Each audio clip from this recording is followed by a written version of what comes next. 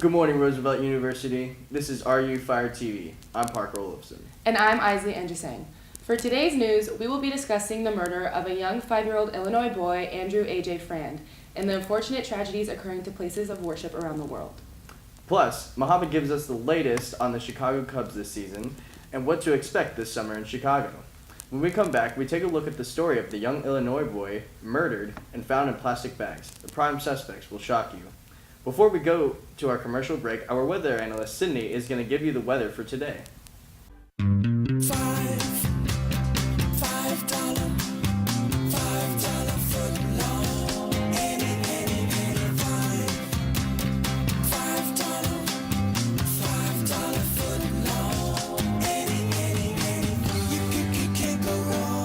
Subway $5 footlongs famous. So to thank you, we're making any regular footlong a $5 footlong. Get that? Any regular footlong, piled high with flavor, $5. Join the celebration. Let's talk about Haribo Gold Bears. Aloha. I can't stop eating this orange one. The red one is more gooder to me because it tastes like berries. It has this juicy flavor to it. They're really squishy. My bears are like doing cartwheels and backflips and stuff. And then I'm going to fly it into my mouth.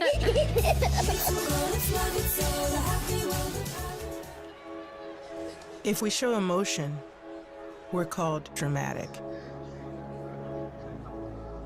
If we want to play against men, we're nuts. And if we dream of equal opportunity, delusional. When we stand for something, we're unhinged. It's Sue Bird's gonna need to calm down. When we're too good, there's something wrong with us. And if we get angry, we're hysterical, irrational, or just being crazy. But a woman running a marathon was crazy. Officials tried to pull her off the course. A woman boxing was crazy. A woman dunking? Crazy. Coaching an NBA team?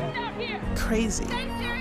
A woman competing in a hit job, changing her sport, landing a double cork 1080, or winning 23 Grand Slams, having a baby, and then coming back for more? Crazy, crazy, crazy, crazy, and crazy. So if they want to call you crazy, fine. Show them what crazy can do.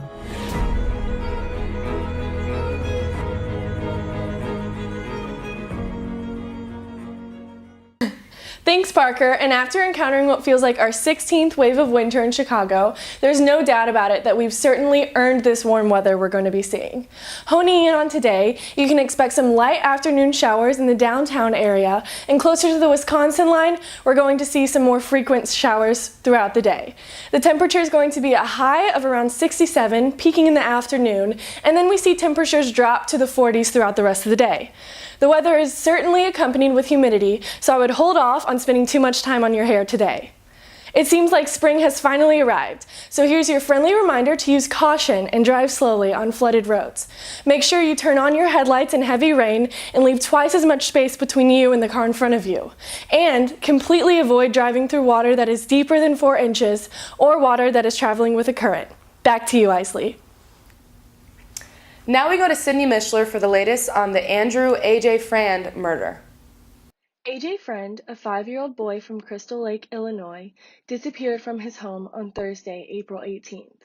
6 days later, on Wednesday, A.J. was found in a hollow grave wrapped in plastic near Woodstock, Illinois. A.J.'s parents, Joanne Cunningham, 36, and Andrew Frand, 60, were charged with first-degree murder. Along with murder, they were charged with aggravated domestic battery, aggravated battery, and failure to report a missing child, or child death. Crystal Lake Police Chief James Black said that A.J.'s parents both gave information that aided in closing the case. Friend reported his son's death by calling the police station and reporting his son's disappearance in a calm and collected tone. The parents said that they could not find their son after they put him to bed the previous night. The cause of death has been determined as cranial cerebral trauma as a consequence of multiple blunt force injuries. A history of abuse has arisen surrounding AJ's case, as his parents allegedly forced him to stand in a cold shower while they beat him 3 days before he was reported missing. The Illinois Department of Children and Family Services had involvement with AJ and his family since the day he was born with opiates in his system. DCFS had previously reported that allegations of child neglect were unsubstantial, regardless of the fact that a police officer called AJ's living conditions unacceptable.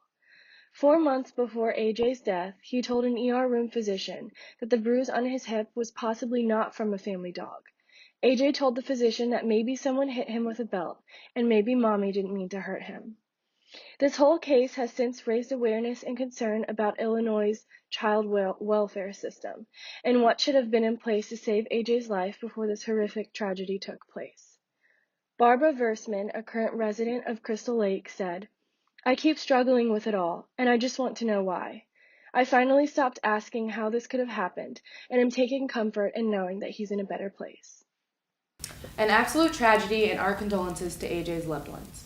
Unfortunately, places of worship all around the world are being affected by horrible tragedies. We have Sam Latson to tell us more. On the last day of Passover, bloodshed fell at a Shabbat synagogue near San Diego, where there was a shooting leaving 1 dead and 3 injured. It is unknown how many people were inside the synagogue, but police have John T. Ernest, 19, of San Diego, in custody. Ernest walked into a Shabbat synagogue and opened fire, police said. He was charged with 1 count of murder in the first degree and 3 counts of attempted murder in the first degree. There is no indication that Ernest was part of an organized group, according to officials. The suspect has been widely reported, identified the suspect as John Ernest, date of birth 6/8/99, age 19. He's a San Diego resident. As best we can tell, had no prior arrest records in San Diego. We're currently preparing search warrants, which is the timely process. We're collecting digital evidence, and we're aware of his manifesto, which we're in the process of reviewing to determine its validity and authenticity. As you know, 1 person tragically died in the shooting today. We're currently working with the Escondido Police Department and the FBI to determine Ernst's possible involvement in the arson at the mosque in Escondido about a month ago. This is happening particularly because we have a president in the White House who is a racist bigot, and people are supported him even though they may not be racist bigot, but they're giving him power. You think about the march that was in Virginia when people were carrying tiki torches saying Jews will replace us, and the word from the White House was there were good people on both sides. Our president refuses to criticize white supremacists, white nationalists, because he realizes they're a big part of his support. And we don't have that kind of position nationally that's going to say that this is wrong.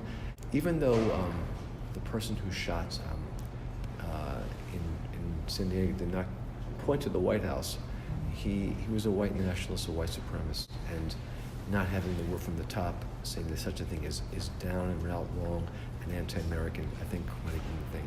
We look to what happened in Pittsburgh. The reason why that happened is a direct correlation to the fact that coming from the president were words saying that we have to stop the invasion, we have to stop immigrants, we have to stop the caravan.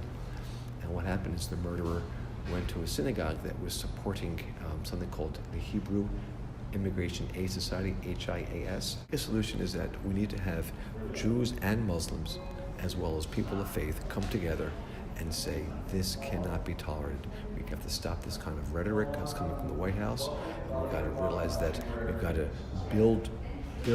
reach across the lines of synagogues, mosques, and churches, and come together as people of faith. And if we can do it, because this country is a country under God, that would be a way that we could perhaps unify against things and just, we need to come together for this right now more than ever, because they're killing people in mosques, they're killing people in churches, they're killing people in synagogues, and that's something we really have never seen. Now for some lighter news, literally. Weather in Chicago can go from 70-degree days to ice, snow, and rain. Sydney, what can we expect from the weather this week? Okay. Thanks, Parker. So within the next 5 days, we're seeing highs in the mid-50s and 60s with lows dropping to the 40s. Keep a lookout for thunderstorms moving in on Thursday with a 5-day high of 65 degrees. It looks like we have partly cloudy weather for the rest of the week, accompanied by some spotty rainfall and a fairly high humidity percentage. Don't know what to expect with the day-to-day weather? Download our Are You Fire TV news app and get daily updates on everything you need to know for our crazy weather here in Chicago. The app also gives you access to breaking news, Chicago attractions, sports, and a behind-the-scenes look on featured stories. Back to you, Parker. After the commercial break, we are going to go over this year's baseball highlights for the Cubs and what we should expect from them this season.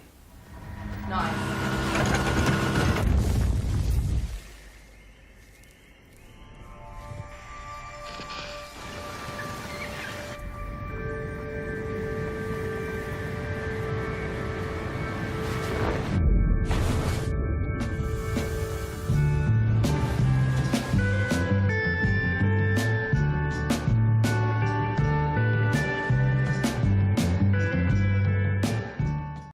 Some say we're a little spoiled in California. But it isn't our fault. Nope. We didn't make all this. We're not too. We get a little starstruck. Did you see who's here? Sometimes we have to pinch ourselves. To make sure it's real. Smoothie? Ooh. This is real. I think it's a wig. Still think we're spoiled? Come visit.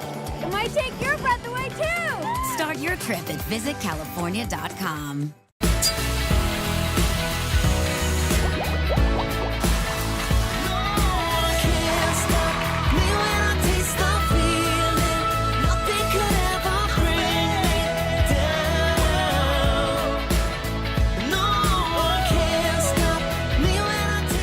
Introducing Coca-Cola Zero Sugar with new improved taste. Tastes more like Coke.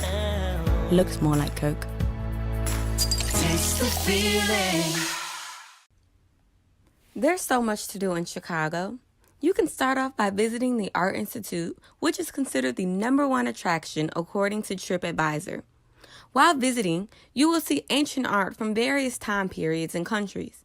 Your journey doesn't stop there. Keep walking on Michigan, and you'll see faces on a screen with their mouths open, shooting out water. This is the Crown Fountain. Continue to walk on Randolph, and you'll see a giant silver bean, which is a must-see in Chicago. If you feel a little tired from the walk, you can sit down and relax in Millennium Park and watch a movie. Starting June 11th to August 13th, movies will be shown all summer, no charge. When the weather is right, feel free to grab a bicycle and just tour the city. Chicago is full of surprises. Want to tour the beautiful city? You got this bike right here. We now go to Mohammed with the latest highlights. Thanks, Parker. Busy day in sports as we start with the Cubs and the Cardinals. We take you straight to the top of the third. Paul Goldschmidt lines one straight to Ben Zobrist, but Ben Zobrist guns down Matt Carpenter at third for the second out. Take you straight to the bottom of the eighth, up 7. Chris Bryant showing shades of his 2016 MVP self as he launched a grand slam to straightaway center field. The Cubs complete the sweep with a 13-5 win. White Sox hosting Boston, JD Martinez almost sends one into the left field bleachers, lodges one underneath the left field wall. That'll bring in a run. Martinez's 18th RBI on the season. Things did not get that much better for the White Sox in the third. Xander Bogaerts pulls a fastball to left field. Boston blows out the Sox 15-2. Playoff basketball, Houston trying to avoid a 3-0 deficit. James Harden draws the foul, hits both free throws. A great defensive stop by Klay Thompson forces a jump ball with a 1.5 left to go. And into overtime we go. Golden State and Houston trading blows before Harden sinks the dagger to secure a pivotal Game 3 win for Houston. Series is now 2-1 Golden State. On to Game 4 in the Eastern Conference semis, Kawhi Leonard splits through 2 defenders for the one-handed jam. Leonard averaging 38 points per game this series. Other side of the floor, Ben Simmons dishes to Joel Embiid, who dishes it right back to Simmons, who slams it down.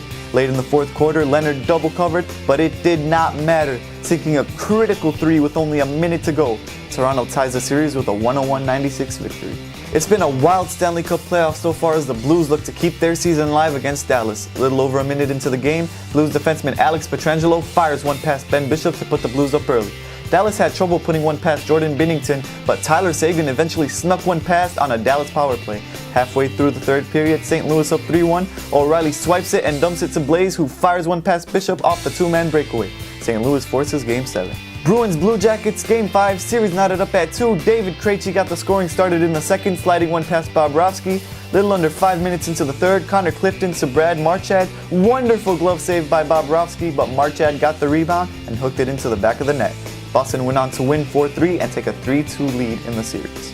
Calder Cup playoffs, Chicago Wolves up on the Iowa Wild 1-0 as the Wolves had the offense going as they were creating opportunities and getting past the goalie, defeating the Wild 4-3 to take a commanding 2-0 series lead. The Carolina Hurricanes punched their ticket to the Eastern Conference Finals by sweeping the New York Islanders as the San Jose Sharks beat the Colorado Avalanche 2-1 to secure a 3-2 series lead. In the other NBA playoff finals, you have the Portland Trail Blazers and the Denver Nuggets going together in an extremely exciting NBA series with overtimes left and right. That series tied at 2. Giannis Antetokounmpo and the Bucks also leading the Boston Celtics 2-1. This is Mohammed Samra signing off, RU Fire TV. Now we go to Luce in the Field reporting on the remakes of Disney movies. I've seen the Cinderella live action movie. I've also seen Beauty and the Beast and The Jungle Book. I preferred watching the Beauty and the Beast live action movie, and I really like that movie because Emma Watson is in it and she's one of my favorite actresses, and she was in the Harry Potter series, so yeah, I just love her for that as well. I liked that live action movie because I feel like it really stayed true to the storyline, and I really liked the animated version of Beauty and the Beast. So, you know, just having the real live action remake of it was interesting just to see how it all played out again. And they also, I feel like, had really good visuals and I enjoyed it. Personally, I like watching live action remakes instead of more computer generalized remakes. So what I mean by that, like CGI movies, the ones that Disney is making. So for The Lion King, I know they're incorporating a lot of CGI into the film. I think mostly all of it, but they're calling it a live action remake, which doesn't really make sense to me. But I just don't really seem to like those movies. I would love to see Pinocchio be live action. I remember my dad would read me the story of Pinocchio, and basically it was like a folk tale, and it just talked about how, like, if you lie, your nose gets bigger. So I was just really always invested in the story. I would be really interested to see how Disney plans to make it into a live action, because I've recently heard that they're going to be making a new live action remake of Pinocchio starring Tom Hanks as portraying Geppetto in the live action remake of Pinocchio. Disney's first live action remake was The Jungle Book, released in December of 1994. Disney has endless possibilities when it comes to live action movies thanks to new technology. Younger generations have the privilege of having access to the remakes rather than having to wait. I like that they're turning them into live action because it kind of makes it more real for the younger kids and lets their imagination kind of flow even more vast and brighter. So it's a really cool thing for younger kids. I like the invention of new technology that lets them do things that they haven't done before. What's nice is that the books will always be there, their animations will always be there, and the live actions will always be there. So it gives people a choice of what they want to watch. I think there's still a heavy amount of imagination that has to be with, like, talking animals and, you know, talking teapots and all that sort of stuff. And there's always going to be an aspect where books are going to be different no matter what, because you have to actively work at it as opposed to having any sort of movie, even animated, because all of the imagination have been done for you. I think they kind of are. Like, I know reading a book, like, you have to think about what the characters look like and how they might act and their mannerisms and stuff like that. So seeing the live action movies, I think, not that they're not good, but that, like, you don't have to have that spark, that creativity to imagine, you know, what they would look like. I feel like when it's animated, there's more room for imagination. And when you see it live, there's this reality of like, we know that's not actually real. So it's like, I like them when they say in cartoons. Sometimes it can be cheesy. Many fanatics are excited to see upcoming live-action films such as Mulan, Pinocchio, Lady and the Tramp, The Hunchback of Notre Dame, and more. Tracks of the day. Scorching heat today, folks. Stay cool out there. Next up. Walter!